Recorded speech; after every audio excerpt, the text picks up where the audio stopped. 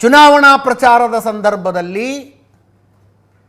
ವಿಪಕ್ಷಗಳನ್ನು ಅಥವಾ ವಿಪಕ್ಷಗಳ ನಾಯಕರನ್ನು ಸರಿಯಲ್ಲದ ಶಬ್ದಗಳಲ್ಲಿ ಟೀಕೆ ಮಾಡಿದ ಆರೋಪ.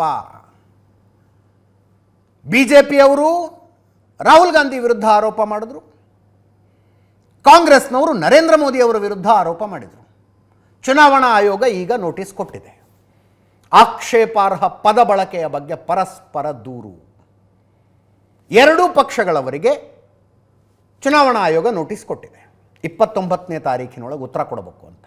ನೋಟಿಸನ್ನು ನರೇಂದ್ರ ಮೋದಿ ಅವರಿಗೆ ಕೊಡ್ತಾರಾ ಅಥವಾ ರಾಹುಲ್ ಗಾಂಧಿ ಅವರಿಗೆ ಕೊಡ್ತಾರಾ? ಇಲ್ಲ. ಅವರಿಬ್ಬರು ಅವರವರ ಪಕ್ಷಗಳ ಸ್ಟಾರ್ ಪ್ರಚಾರಕರಾಗಿರೋದ್ರಿಂದ ಅವರವರ ಪಕ್ಷದ ರಾಷ್ಟ್ರೀಯ ಅಧ್ಯಕ್ಷರಿಗೆ ನೋಟಿಸ್ ಹೋಗುತ್ತೆ.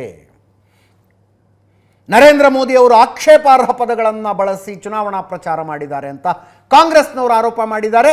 ಕಾಂಗ್ರೆಸ್ನವರು ಹಿಂಗೆ ಆರೋಪ ಮಾಡಿದ್ದಾರೆ, ನಿಮ್ಮ ಸ್ಪಷ್ಟೀಕರಣ ಏನು ಅಂತ ಬಿಜೆಪಿಯ ರಾಷ್ಟ್ರೀಯ ಅಧ್ಯಕ್ಷ JP ನಡ್ಡಾ ಅವರಿಗೆ ಎಲೆಕ್ಷನ್ ಕಮಿಷನ್ ನೋಟಿಸ್ ಕೊಟ್ಟಿದೆ. ಹಾಗೆ ರಾಹುಲ್ ಗಾಂಧಿ ಅವರು ಆಕ್ಷೇಪಾರ್ಹ ಪದಗಳನ್ನು ಬಳಸಿ ಪ್ರಚಾರ ಮಾಡಿದ್ದಾರೆ ಅಂತ ಬಿಜೆಪಿ ಅವರು ಕಂಪ್ಲೇಂಟ್ ಕೊಟ್ಟರು. ಬಿಜೆಪಿ ಅವರು ಹಿಂಗೆ ಕಂಪ್ಲೇಂಟ್ ಕೊಟ್ಟಿದ್ದಾರೆ, ನಿಮ್ಮ ಸ್ಪಷ್ಟೀಕರಣ ಏನು ಅಂತ ಮಲ್ಲಿಕಾರ್ಜುನ ಖರ್ಗೆ ಅವರಿಗೆ ಚುನಾವಣಾ ಆಯೋಗ ನೋಟಿಸ್ ಕೊಟ್ಟಿದೆ. ಮೋದಿ ಅವರು ಮುಸ್ಲಿಮರನ್ನು ನುಸುಳುಕೋರರು ಅಂದಿದ್ದಾರೆ, ದ್ವೇಷ ಹರಡುವ ಮಾತುಗಳನ್ನು ಆಡ್ತಾ ಇದ್ದಾರೆ ಕಾಂಗ್ರೆಸ್ನವರ ಆರೋಪ. ಉತ್ತರ ದಕ್ಷಿಣ ಭಾರತಗಳನ್ನು ವಿಭಜಿಸುವ ಧಾಟಿಯಲ್ಲಿ ರಾಹುಲ್ ಗಾಂಧಿ ಮಾತನಾಡಿದ್ದಾರೆ ಅಂತ ಬಿಜೆಪಿಯವರ ಆರೋಪ. ಸೊ ಎರಡೂ ಪಕ್ಷಗಳ ರಾಷ್ಟ್ರೀಯ ಅಧ್ಯಕ್ಷರುಗಳಿಗೆ ನೋಟಿಸ್ ಹೋಗಿದೆ.